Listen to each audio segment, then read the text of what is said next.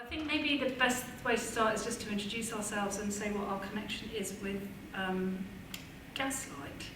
And just before I do that, I'll just say a very little bit about Gaslight, which Gaslight is a play by Patrick Hamilton, which was first performed in 1938 and was subsequently performed on Broadway under the name Angel Street, and then it was filmed twice, in fact 3 times, because the stage performance in London was filmed and broadcast on the BBC, but there's no record of that.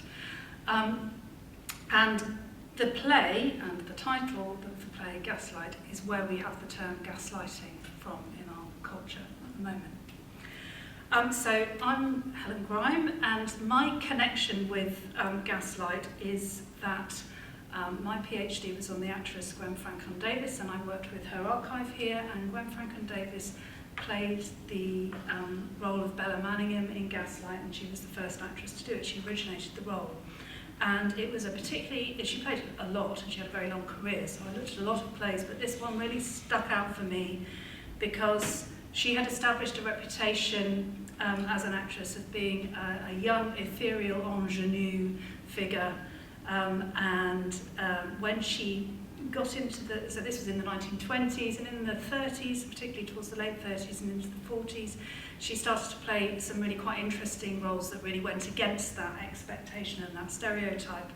And I would argue, and in fact I did in my PhD, that Bella Manningham in Gaslight was a real challenge to the kind of roles that she had done before and to audience expectations about her, and that it's a fascinating role. And the other connection I have with Gaslight is that I played Bella Manningham myself about 2 years ago at the Chester Theatre in Winchester, and had a whale of a time doing it, really enjoyed doing it. That was directed by Michael. So perhaps Michael. Yes, I'm Michael Goron, and I don't need to say where I'm from, do I? You can. Okay, I teach at Solent University, and my connection with Gaslight is I've directed it twice, once many years ago in Eastbourne, and once more recently with Helen here in Winchester at the Chessel Theatre. And it's always been a big favourite of mine, and I've always enjoyed revisiting it and reading it and watching the film versions and thinking about it. I suppose that's it really, that's my connection with it, yes. I'm Christina Wilkins. I teach here at Winchester University as well in the English and the film department. But my connection to Gaslight is through teaching on the melodrama module last semester, so I came across it when we were looking at the persecuted wife cycle, and so my approach to it is very much through the 1944 film and melodrama itself as a genre. So a very different perspective to you guys, I guess. Yeah, so we're coming at it from different angles. Yeah. So shall I just talk a little bit about what I know about the original production, which it started in Richmond Theatre. It's a bit of a tryout before whether it would go into the West End, and it did go into the West End in 1938, and it went first to the Apollo Theatre and then on to the Savoy Theatre. And it had about 140-ish performances in total, so it ran until from January, I think, or December 1938 through until about June 1939. That's probably a respectable It's run. Quite a good run. It's quite a good run. It then went eventually to America, and it got onto Broadway, but they tried it off Broadway first, and Vincent Price went to see it, decided he rather liked it, and he put it on Broadway, and he played Mr. Manningham. I should say just a note about the character names, they change in both film versions. Yes. So in the original play, it's Bella Manningham is the central female role, and her dastardly husband is Mr. Manningham. Although that's not his real name, of course. Although that's which not is his real Sidney name. Power. Yes, so that's not his real name. So it's very confusing, but they obviously didn't like the name Manningham because that didn't make it into either of the film versions. But on Broadway, it was incredibly successful. Yeah. It ran for nearly 1,300 performances, and it was the longest, at its time, it was the longest running non-musical drama, I think. And it's referenced in the musical On the Town. Is it? Yeah, in the number where one of the sailors having to do New York in a day is being driven round in the taxi. The song "Come Up to My Place." His view of New York is that of his father, which was 30 years ago, and he wants to see all these sights, and he wants to see the longest-running New York play, which is Tobacco Road. And she says, "No, it's not Tobacco Road; it's Angel Street." Right, and Angel Street was the name given to the play when it ran on Broadway. It wasn't called Gaslight on Broadway, but it went for a really long time on Broadway and was really noticeable. It's in the culture, obviously, in New York, if it's in the referenced in the musical. Yeah, so it's a significant thing. And then there were the two film versions, which I probably know less about and you know rather more about. But it had a really interesting reception in the UK when it was first put on. There are reviewers saying you wanted to get out of your seat and go and rescue this poor woman from the terrible situation that she's in on stage, and you know, we recognise this character. It's significant to say that it was written in the 1930s, and it is set in Victorian era Britain, and it's described. He describes it as a Victorian thriller. Thriller, yeah, Not a not melodrama. A thriller. That's significant. And he was known as a writer of thrillers because, of course, he'd written Rope, which was made into a very famous Hitchcock film, which, you know, is a sort of thriller rather than a melodrama. So I would point out, though, that what used to be described as melodrama at that point tended to be thrillers, Right. film noir, and then the term of melodrama was very much changed in the 70s. Right. So In terms of film. in terms of what is designated as a melodrama. That's interesting. So what used to be considered as melodrama was very high action and very more like a thriller than what we now think of as a tearjerker or a weepy that we might say is a melodrama. So we're mixing our genre, yeah. mixing our terminology. That's really interesting. And melodrama has quite a specific meaning In theatre. which is not what you wouldn't call. And there are multiple meanings, because Yeah. looking back at Victorian melodrama, the only thing that Gaslight would fit would be the domestic melodrama, Yeah. rather than the nautical melodrama or any other kinds of melodrama. So, but even then, I think Gaslight carries with it this Victorian melodrama notion, but I really don't think it is. I think he's just choosing a Victorian setting. You've got the nasty villain character, you've got the put upon female character, but once you look further than that, it doesn't fit As a melodrama. Melodrama genre specifics. On I think. stage, yeah. Yeah. There's no handsome hero. We have an old man who comes in to be the person that comes in and rescue. Yeah. And it depends who plays it, but the handsome villain or the sexy character is really the husband. Who's the bad guy? Yeah, who's the bad guy. And the other issue I think that separates it from stage melodrama is its hugely domestic scope. The fact that it takes place almost in real time. Yeah. Or at least it observes the unities of action in a way that stage melodrama tends not to, because it spreads itself out over time and place, and it's much more epic. Yeah, and it is a very domestic. So one of the things that's really interesting about the play is how it gets adapted and changed when it gets put on screen and when it gets moved to the stage. There are different endings in particular.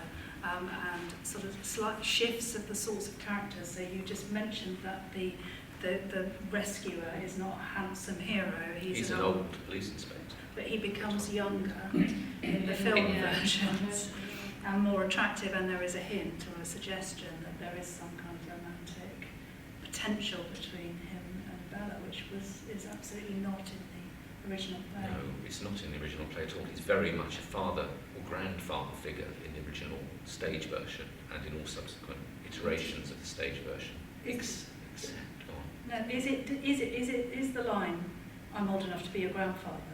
It's in the play version. In the 1940 film, it becomes my pedantic line. In the 1940 film, it becomes "I'm old enough to be your father." Yeah. Because he's a bit younger. Yeah. Like we did in the version that we made. Yeah. Sorry, did you want to say anything? No, I think that line is absent in the musical. Absolutely, because it's Joseph Cotton and he's a handsome young leading man. Yeah. In fact, he's probably younger than Charboyer, who plays the husband, I would think. And there is that notion that there are, because I'm a YouTube, obsessive, so I did discover the Spanish TV version and a German TV version, both of which are on YouTube. Of the play. Yeah, of Gaslight, which, if you know the play well, you can follow them, or I could anyway. And in the Spanish one, and both of them, of course, look totally non-English, even though they're meant to be. The Spanish one is full of fireworks, and the German one is very, very, very naturalistic and serious. And in the Spanish version, the inspector is sort of sexually viable as an alternative to the husband, and in the German version, he's just a very serious old man.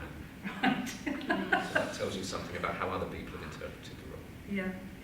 And so the play is all set in one room, and it's a classic kind of domestic setting. In the original production, one of the reviewers says, why don't they just go straight for it and do a proper Strindberg?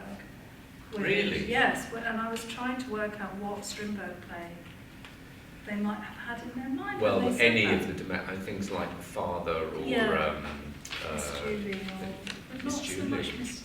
Well, no, not Miss Julie. No, that's what I was thinking. It's not Miss Julie, is it? But the potential, this is the potential to see in Gaslight a piece of late 19th century naturalism, stage naturalism, I think is massive. I don't think without A Doll's House you wouldn't have had Gaslight. No, and it is, but there are definitely echoes there. Hugely. Well, the central, I put upon central figure that's dominated by and that's trapped in the man house and can't leave well, the house. like Nora, she never leaves the house. No. But every other character in A Doll's House leaves the house, and every other character in Gaslight leaves the house. She's trapped. She's got no children, but there is the dog. Yes, true, there is the dog. But in stage time, both of those characters are trapped within the house. Is the dog referenced in the film, in the 1940 No. film? It's actually, it actually appears in the 1940 He makes an appearance, or film. she makes an appearance in the 1940. Yeah, the idea that Jack does nasty things to the dog. But the dog is being hurt. Oh. And he's blaming her for hurting the dog. There's a whole scene about that. That's really, that is. I think you would link it to other plays, but again, I think where this sits is very much in line with a lot of other films around the time of women being trapped in spaces or being denied access to other spaces, like Rebecca, or secretly behind the door, where there's something forbidden somewhere that you can't enter, and that control of where women can and can't go is at the forefront of this film, I would say. But I think, how would you say that can come across on a stage, and does it come across on a stage? That she can't leave. She doesn't leave the house. She's forbidden to go to the upper floors. In the 1940 version, you actually see a sequence where workmen are boarding up the staircase. So that becomes an image. But she leaves the house. In the 1940 version, Oh, she leaves the does house in the to film, take, yes. take the dog for a walk. Yes, and of course, she in the goes other to the versions. concert. The concert in both versions, both versions. But she leaves the house unaccompanied by him in the 1940 version. She does. And in 44 as well, she leaves, She and then he leaves. goes and finds her, doesn't he? Yes, in both versions. Oh, right, She's okay. discovered, Yeah. which suggests, well, obviously, you can do that in film, but it does suggest a degree of independence that the Bella of the stage version isn't allowed to. She's much clearly imprisoned. Yeah. And it is partly financial, and I was really interested in the financial side of it because the term has currency, the idea of gaslighting, and particularly there's been this interest in it since they brought in the new legal definition of coercion and controlling behaviour. Which is about 2 years old, isn't it? It is, but they have just brought out a new draft bill which is proposing to make a criminal offence what they call economic abuse, so control of money. Now, when you're back in the Victorian era, that was kind of a given that you wouldn't have control of your own money once you married, and it's made a specific reference to in the play that he married her. She accuses him of marrying her for her money. Which is certainly in the 1940 film as Yeah. well, and that is a major, I mean, why? There are plot holes, of course, once you start to look at this hugely effective stage play and two hugely effective films, and you start digging around, you do find them. But if there isn't a reason why that marriage took place, then it kind of doesn't. I think we found that quite difficult to work through when we were working. Yeah. We really had to fill in the gaps there. Why Why they were married in the first place. But he is after her money, and it's her money that's enabled them to buy the house. That's what's made very clear in the But play. in the In the 1944 version, there's a jewels. whole subplot. It's a whole jewels embedded in the aunt's dress that she's Yeah. hidden, and he's looking for these jewels because they're worth a lot of money. And then a lot of the readings have been that the jewels stand for some kind of sexual act that's on display but isn't given, so he wants to claim it. Right. So, yeah. That's very interesting. Yeah, I think. Can you explain So, that? because I don't know about the 1940 film, but with the 44 version where it's her aunt, there's a lot of ideas of this kind of female edible situation where the aunt is like a mother figure towards her, and he, therefore, because he's romanced her and they've been together, and she intrudes upon that scene almost like the primal scene. Right, yes. Vic walking in on her parents having sex. Wow, okay, sepsis, good point. death. Which similar things. She's got that memory and that trauma kind of lodged. But he seeks to kind of repeat that through her, and there's a lot of comments, you look like her, right? So this resemblance between the aunt and her, and she unconsciously sees him as her father and attempts to kind of bridge that relationship. He wants to take the jewels from her. Right, which are, and they Which then are red jewels. Of course, they're red jewels, yes. So, wow. So, yes, I hadn't remembered that. So what you've got is a whole psychological backstory which is built into that 1944 film, which is not in the original. No. Could be read into it. And this certainly isn't in the 1940 film either, because of the link that they are related. Yeah. The female protagonist is related to the murder victim. So, just for the sake of people who are here, we should probably Sorry, explain that what has happened in the house which they are living in which this drama takes place is that many years before a woman is murdered for her jewels. And she has her throat cut, or there are different versions, or she's strangled, and she's left dead on the floor. And the detective who comes to help Bella Manningham get out of the situation that she's in with her husband is one of the ones who was involved in that original murder investigation. And the Mr. Manningham, her husband, was the murderer. That's the conceit of the film. And the play version is the gradual exposure of that narrative. The detective knows what's happened, and he's put two and two together, and he has to persuade Bella Manningham that those are the events that took place, and that her husband is as you said, that husband is both the original murderer and is the person that's driving her mad, attempting to drive her mad now. And I suppose just for the sake of explaining about the whole point of the play being called Gaslight, and the idea of gaslighting. So we take so much what happens is that in the play that the husband is upstairs in the upper floors of the house, which he is sealed off and forbids anybody else to go up to, is searching for these jewels because he didn't find them when he murdered the woman originally.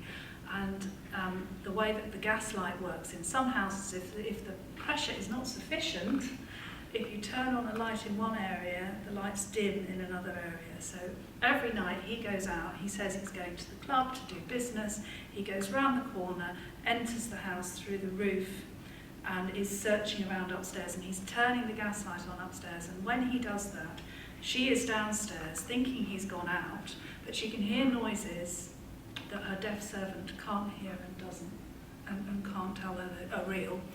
And she notices that the gaslight dims. She notices it dims about 10 minutes after he goes out, and then it goes back up, and then she notices that 10 minutes after the gaslight goes up, he comes back in through the door.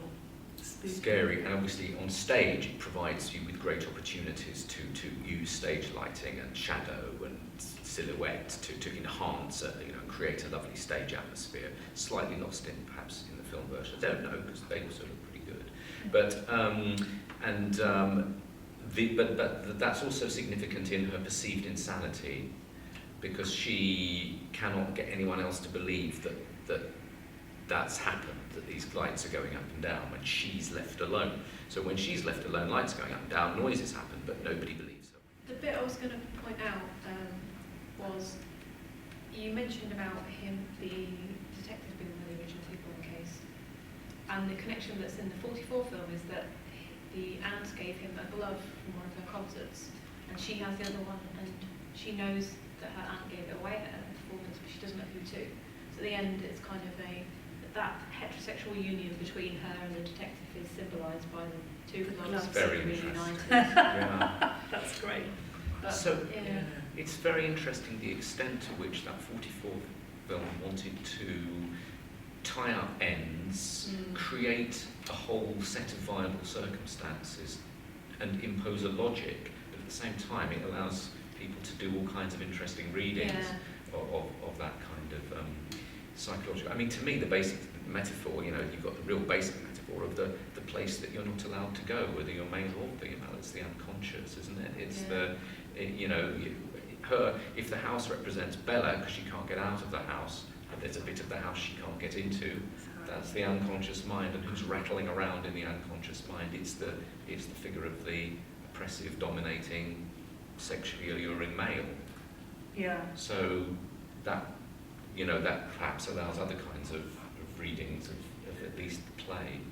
I mean, in terms of the film, one of the readings, I think it's by Andrew Britton, talked about her lying prone on the bed and him being above in the attic, moving around, like rooting around. Right. So it kind of connotates a sexual idea that she is just suffering through sexual activity, or it's representative of marriage. Yes. In some way. And that was one of the readings that the space connotes for a lot of people. I mean, in 4 separate readings about the film, the way in which the house is structured comes up. So this idea of the space being very prominent in the film. So I was going to ask how it comes across on the stage. Is it a set where there is a clear attic and then below, or is it side by side? Generally not. Sorry, do you mind me? No, go ahead. No. I think most of my exploration into previous productions, it's almost invariably a sort of realistic Victorian interior. It's rarely done in a different way. There was a production a few years ago, a regional production in the north of England. I can't actually remember. I know which one you mean, yeah. You got it? Yeah, hang on. You go on and I'll see. Which did more of a kind of reappraisal in concept terms of the play. It opened it out. It used projections. It used heightened sound. It used great costumes. It tried to. It showed you what was going on in the attic as a kind of projection of maybe what was going on, or maybe it was what was going on in her mind. It tried to. I don't know. Those of you who are aware of the Stephen Daldry famous Inspector Calls production. Absolutely, going to ask you. Which opens the play out tremendously. Yeah. I think they tried to do that with Gaslight in this version. Unfortunately, it can't work in the same way, because the Stephen Daldry play is a play set in a domestic. An Inspector Calls is a play set in a domestic interior, which continually references the outside world all the time. And this is a play set in a domestic interior which continually references interior places within the mind and its own interior world. So you can't open it out in that way. On this play, it gets done and done and done. It is only about 5 years that there hasn't been a professional production of it since it was originally put on in this country. It's just done a lot. It was an absolute sort of standard repertory theatre. To the point of being a joke, I think. Yeah, it was a joke. Yeah, absolutely. It was sort of a go-to. It's a small cast. It's a single set. Everybody had a Victorian costume. You just knock those out, and it would be classic. Not a rep difficult play one. to put on in a rep or an old style And it's production. It's house. been mostly directed by male directors, almost always, but As far Annie as I'm aware. Castledine did a production in the 90s, which looks quite interesting, which Really? I've been trying to dig That's out a interesting. bit more I didn't about, know because about she's that. quite, Yes, that would have been she's an done some interesting. very radical bits of feminist readings of things. Yes, she has. But that production, that was in, I think it was Manchester, that production. Should have been, because that's where she was based. Tara, if it's, no, I'm thinking about the one that you Oh, the recent one. Yeah. Yes, I think it was in Manchester. Yes. And there have been a number of really of recent ones that have had quite, and they've been well received. I think, and when we were doing it, there were a couple of professional productions happening There around were. the same time. There were, and of course, when we were doing it, we also had the famous Archers subplot Yeah, in the radio soap, The Archers. Yeah. which was all the same thing, and this was happening. It was it was only a couple of years after the criminalisation of coercive behaviour. So it's really fascinating. So the notion of gaslighting was very much in hugely sort of around in news and media. I mean, it still is, but it certainly was when we did it. 2017-18 Yes. particularly, Massively. lots of people talking about it. It's being used still now, and just last week it was used, but it's not being used very accurately, and it gets, Yeah. and get a bit annoyed by it. People gaslighting the whole public about things is not. Yes, what it's is well, it going has a on. political significance. It does, now.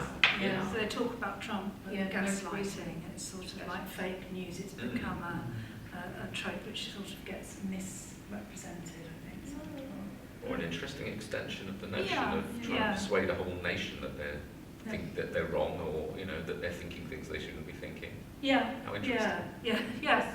I still think when you do, if you search for it, for example, on Google, the main things that come up are psychology articles about signs you're being gaslighted. So Yeah. it's still that, but if you go on social media spaces, it's very politicised. It's a different thing, whereas I think it's a push towards almost a medicalisation of the term, in some ways, trying to give some kind of scope to it being a condition that can be identified. A credence to it. Yeah. Yeah. Yes, yeah. I think that is So there are absolutely. There are books about it, of course, Yeah. self-help books, Yeah.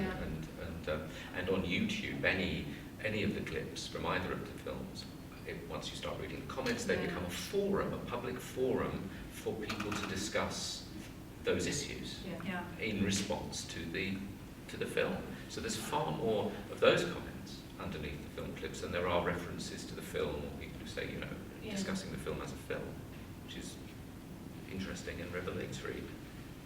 We should talk a little bit about the film, the 1940 film, and what happened when the 1944 film was. Yeah. Do you want me to say Yeah, that? you Would talk you want about me it. to? Yeah, you talk. Well, so what happened was obviously the success of the play in London led to a film being made in 1940, and it was directed by Torald Dickinson, who's an interesting person in himself, who made various documentary films and became, I think, the first proper film academic in the UK, because he started the first film studies degree Gosh, I didn't know at that. Slade School.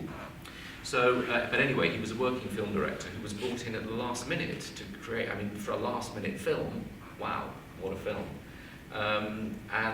It's a rewritten script, massively rewritten script, but it stays close to the spirit of the original, and it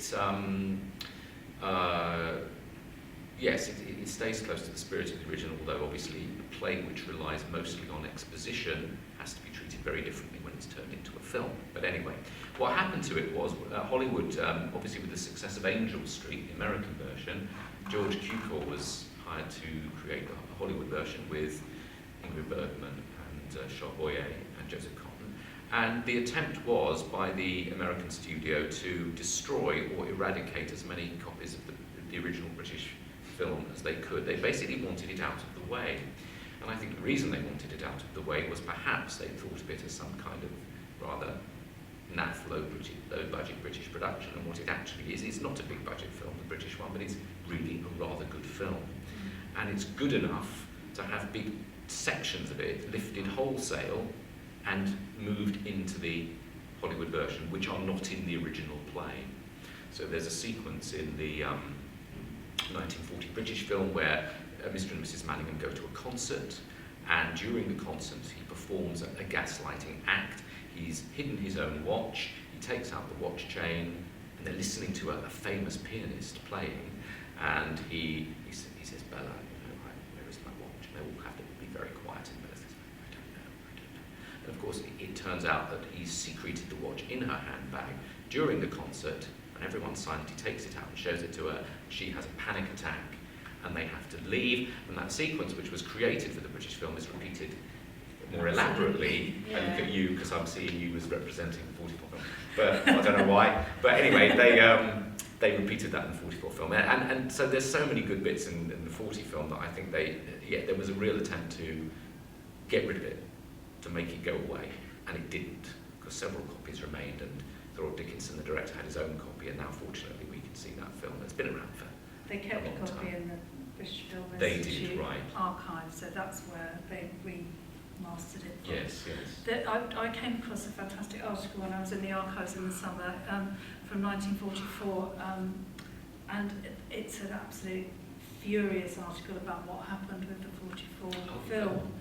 And they say, how do they describe it? It was butchered. A British film called Gaslight was butchered to make The Murder in Thornton Square, which was what the 1944 film was originally marketed under.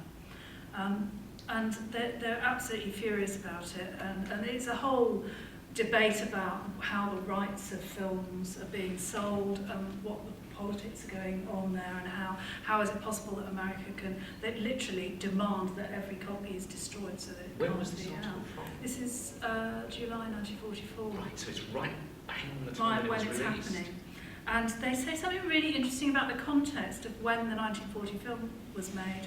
They say there was no propaganda. They say something about they had helped to show, those who worked on the film were rather proud, they had helped to show, they felt, that the British film industry could not only survive, but survive with honour in a time of war.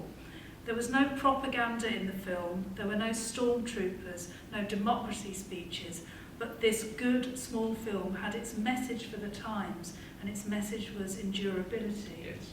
Isn't that interesting? And that's about the character of Bella. being able to endure. And it made me think about the term resilience, which people use constantly now, which I'm quite irritated about. I'll tell you why.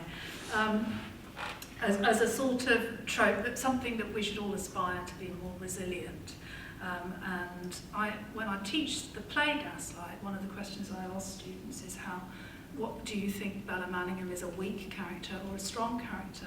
And very often the response is she's weak, because she is often tearful and quite broken. I say, no, she's a very strong character. If you can withstand what's happened to her, you have to be very, very strong. I don't know if you agree with that. Yeah. But this idea about endurability and resilience it just, for me, marries up with this whole idea of coercion and control, and that what you need to be able to be strong enough to withstand this sort of... I wonder whether, having said that, what that article, the one thing that's missed is the casting of Anton Walbrook as the husband. Yeah. He's quite clearly German in that first film version, which is probably also saying something to a wartime audience, that here's the nasty invading German power. Don't trust Germans, essentially. What was the name of the character in the 1940 film? He's Mr. Mallon, isn't he? Mallon, they changed Paul it. Mallon, Bauer. But it's Paul Bauer, not Sergius Bauer in the a more foreign name. Yes. Yeah. Charboy, Charboy. I don't know about the casting of Charboy in the 44 film. I wonder whether they thought we need to go with a non-American actor because of the villainous qualities, because of the seductive qualities.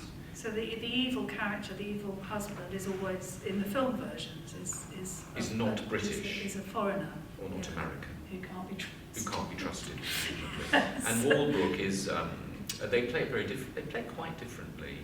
I think Walbrook is less obviously a sort of seducer of women. I think Boyer has that quality about him, but he's still very, very silky, and they also play up the puritanism of the character in that one. He's very much the respectable Victorian. Bible readings, which you don't get in the 44 version. All the servants and the and Bella have to come and listen to the Bible reading of the day. Yes, and so you get that, the double think, the typical Victorian double think is very well spelled out in that version. The apparently religious person of probity is the arch villain.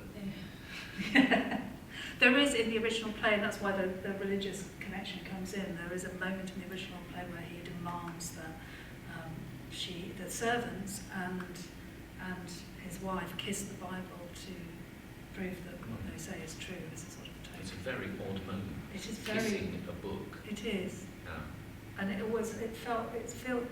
quite a vulnerable thing to have to do. Yeah. You have to sort of kneel down and kiss the Bible in front of somebody. It's In- Freud. In the 1940 version, is there a moment where they go to the castle and look at the jewels? No. Because I was thinking about moments where they leave the house actually, and that's the other moment where she's outside of the house, where she's there. But again, I was thinking, why in the film did they need to have her, like some kind of witness to her humiliation or her abuse? Whether it was. The concert scene in both films, of Yeah. course, achieves that. I guess it just makes it more powerful, doesn't it? It makes, for an audience, it makes the humiliation Great, worse by making it public. Yeah. Taking it out. What do you do with the film that's essentially, as I said, 60% exposition? You take it outside and do a lot more with it. Yeah, show what's happening. But it is fascinating, that whole I'd like to read that. argument. Yeah, Really welcome interesting. to it. So one of the things I'm really obsessed with is the different endings to the play and the film, because it is to me, the really, really interesting moment of this play is the very, very end, when Bella Manningham in the play takes a knife to her. Well, in the original play, he asks her to get a knife. He's tied up. He's been tied up by the policeman. She asks to speak to him alone, which of course would never be allowed to happen, but he says, well, it's very irregular, but all right then, because it makes for a jolly good scene. And she starts to gaslight him back. That's the really interesting moment. He's tied up and he says, get me a razor from my dressing room, or it's locked up. Do you want to tell me what the lines are? Yeah, tell me what the lines are. Take it easy, Bella. You're clever. Get something to cut this and I'll get away. I can get out through the dressing room and make a jump for it. Can you get something? Yes, I can get something. What can I get? Oh, it does say. Is it the key? I don't think... Yes, there's a key. There's a key. Turn the key and go in. And then she savagely says, locks the door and she says, takes what out key? the I key. haven't got a key. And she's holding the key while she's saying. Yeah, that's right. There's no key. There is no key. Have you gone mad, my husband? She hurls the key across the room. What's the game, Bella? Do you want to read it? Yeah, and then she says, or is it I who am mad? That's it. Of course I am mad. There was a key and I have lost it. Dear God, I have lost it, haven't I? I'm always losing things and I can never find them. I don't know where I put them. And she turns the whole thing on him. So in the original stage production, in fact, another wonderful bit of something that I found in the archive, in 1974 when there was a production, Dennis Arundel, who played Mr. Manningham in the original production with Gwen Franklin Davis, writes to the Daily Telegraph God, you have. to say because somebody has written a review of a 1974 production which they think is a bit hackneyed and they're not really following it, they don't think it's very good, and that the woman is a bit over the top in the way that she's playing Bella. And what he says is, in the original performances, Gwen Franklin Davis, in her superbly vague and out-of-this-world manner, always slid the key softly onto the table under my nose, but out of reach of my tied hands. So that was the way that moment was played. So she's really tormenting him, but in a very subtle way. When it goes to Broadway, they change the ending. It's really interesting. So at the end, the very, very final lines of the play, and in its original, the sergeant says to her, I've come out of nowhere and given you the most terrible night of your life, the most terrible night of anyone's life, I would imagine. And she says, the most terrible, no, the most wonderful, far and away the most wonderful. And that's how it ends, right? And I think that's a very, very powerful ending. And a kind of an uncontained female character who looks vengeful and wants revenge, and has actually said, that felt really good. I really enjoyed that. And is not at all being contained. When it goes on to Broadway as Angel Street, they changed two things about the ending. One, they changed the key to a razor that she has in her hand that she holds up to his throat. It looks like she's going to kill him. And then, which is very good. And then when the detective comes in to take him away, she is hysterical, and the description is with homicidal desire. She's so hysterical that the detective has to slap her around the face to calm her down, to bring her up short. Elizabeth, the housekeeper, comes in with a glass of water and she sits down, and then they have that exchange, and it changes, I think, the ending a little bit, because she becomes... In all kinds of ways. Yeah. I mean, yeah. Because she becomes this she loses, hysterical well, woman. what you're saying is she loses control. Yeah. Yeah. Yeah, So whereas she the has the control. woman loses control. Yeah. And has to be slapped. Yes. Goodness. And that's what you do. You hit her, that'll bring her to her senses, bring her a glass of water, make her sit down. And there is an instruction from the detective in the original play, sit down, dear. This is in the American version, yeah. And she, yeah. But does she get to say those last lines? She does get to say those last But lines. having been slapped. But having been slapped. When you talk about control, she very deliberately enacts the performance of the man, woman, and music. Yeah. Which I think is worth mentioning about the 1944 film version. That's true. And in the 40 version. No, they're not in the attic. They're not in the attic. No, No, they're they're not. in the sitting room. Sitting room. So that's really good point. Yeah, that's really interesting. That is really And it is a knife that she takes. And Yes. And I don't know, but the line I wrote down that I find, she says, because I'm mad, I hate you. Yeah. He's like, you love me, don't you? And I don't know if she says that at the end of In the play, in yeah. the play, but I've got the lines here from that film. From the film. Yeah, that's a transcript. That's the whole scene, and that's the very end of it. yeah, if I'm not mad, I could have helped you. Whatever you'd done, I could have pitied and protected you. But Yeah, because that's- I'm mad, I hate you. Because I'm mad, I betrayed you. And because I'm mad, I'm rejoicing in my heart without a shred of pity, that shred of regret, wishing you go with the glory in my heart. That's from And the that's play, in the that's play. the same That's as the straight stage out version. of the That's a play, straight yeah. quote. Yeah. Yeah, But in the 1940 film at the end, she has a knife. she has a knife that she does take to him, and he and then backs away, off, and she gets rid of it. and she throws it away. Then he gets himself free without He the does. knife, Yes. and he makes a lunge for the rubies, which are in front Yes, of him. that's right. The rubies are there in front of him. In the original play version, they're taken away much earlier in the action. Yeah, they're removed in. Yeah, they are Yeah. a MacGuffin. I mean, the rubies are I mean, apart from the symbolism which now Yeah. appears to be in the 44 film, they serve no purpose So- other than as a plot device. In the play, then, does he give an excuse as to why he's done this? Because in the 44 film version, he says the jewels made him crazy. Yeah. He was driven mad by them. In the 40 film, we see that he's crazy, but we don't hear that. He doesn't enunciate that. And in the original version, there is no In the play, he has play. there's something, isn't there, with the detective, or does he not say anything to Ralph about the jewels? Not to my recollection, no. maybe it doesn't. The jewels are of less significance, I think, strangely in the stage version than Yeah. the significant. Obviously, for one really good reason, is you just can't see them. Yeah. You can't do a close up on rubies that Yeah. on the stage, so they can't assume that significance on stage. Yeah. But what's interesting in the 1940 film at the very end, she doesn't have that whole speech about having enjoyed getting the revenge. No, there's she no, doesn't there's have no that none. at all.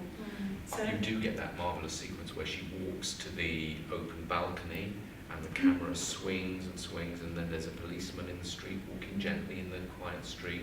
The camera then pauses as it goes into the park, and there's a church at the end of the street, Yeah. and then it swings around even further to a gas street lamp. light, which is flaring up as the final credits.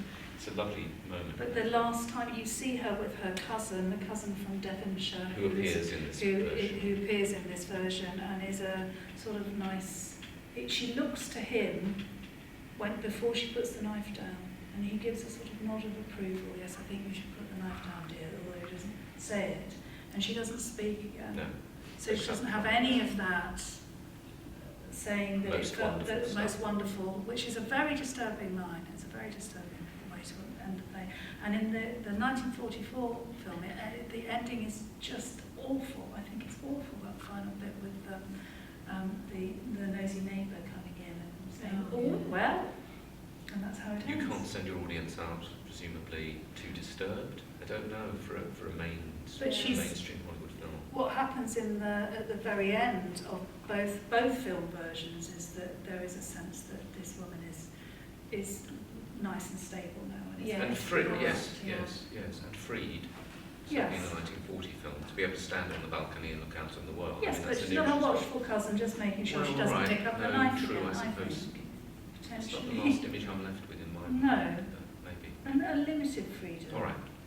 Yes, true. And Yeah. in the 1944 film, this implication is that she and the detective, who is much younger in And the better film looking. and quite good looking, that he's going to come, and it might be helpful if he comes and they can have a conversation about everything, and that might be Yeah, good. that might lead to And she something. leans into him, and as she leans into him, and there is a sort of embrace but not a kiss or anything, the nosy neighbour character, who is completely superfluous and just pops up for Dame Witty to do her thing, she comes into shot, takes one look and says, "Well," and that's the end of the Yeah, film. little comic ending.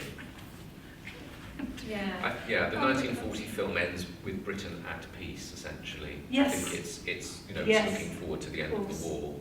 The Yeah. church, the park, the safe gas lamp, the Yeah. street light, which is illuminating the world and making sure that no Everybody's nasty safe. stuff is And a going nice on. policeman. And the policeman is walking steadily across.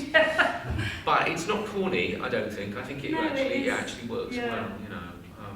But you don't have that sense. You have the sense in both of those that I think the woman is as being kind of normalised again. Yeah, yes, yeah. I made The safe. 44 film, it's more a sense that she's normalised, or she's fixed and by a man, right? Yeah. That he has come and done the investigating for her, essentially, been the eyes for her, and solved the problem.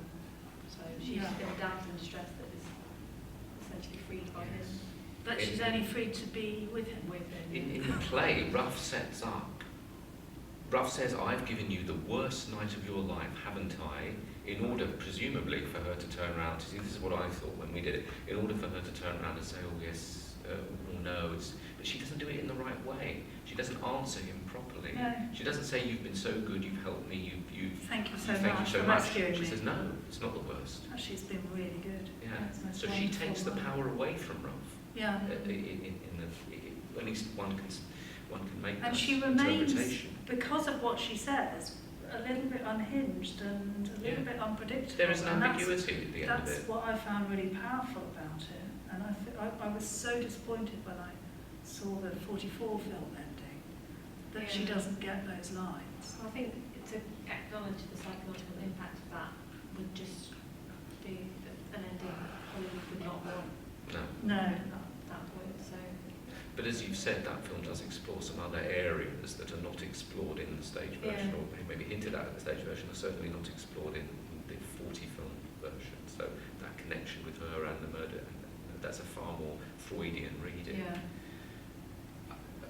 And having said that, of course, one of the things that I'm probably nearly finished, No, but it's okay. is that the play itself, well, one thing we haven't spoken about is that the stage play as a piece of Freudian psychoanalysis.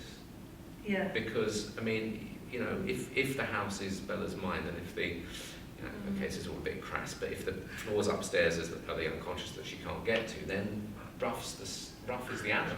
Just after the 1940s, in the early mid-40s, you're getting Hitchcock doing things like Spellbound, Yeah, which Bergman was doing as well. which Bergman is in So, as well. yeah, that's- And it's all about the redemptive powers of psychoanalysis, and in 1938-39, Patrick Hamilton is writing this play in which essentially someone is forced to confront their backstory.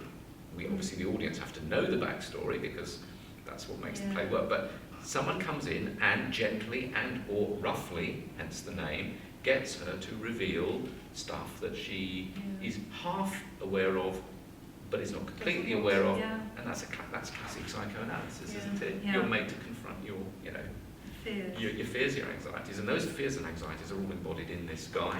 Yeah. She's married, who turns out to be a nasty piece of work. So to me, it's like a real modern piece of work. It's very much of its time. That interest in psychoanalysis in the arts and in drama and performance and film. It's a little pre-Hitchcock. Yeah. And Hitchcock revisited that kind of Marnie is a similar, in a rather nastier way, kind of an exposure. She's made to confront her fears, isn't she?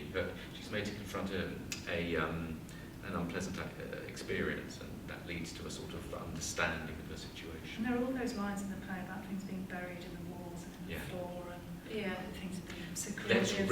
Let's rip the house up to get at what's underneath, Because if you think about the idea of her being hysterical, you've got the sense of hysteria and that being linked to repressing of certain memories. But I would say in this case, a lot of her hysterical symptoms are constructed by him. So that has a really interesting dimension to it. Yes. Because, he was the foundation of her, the original repressed memory of her and being murdered, but then all the symptoms she's experiencing now that would be labelled hysterical are as a result of him. So whether it's hysteria proper, I don't know if you can label it. I don't know. I think that adds another level, doesn't it? That's one of the things that film is doing. It's adding a whole other level of possibility to the story, which is really interesting.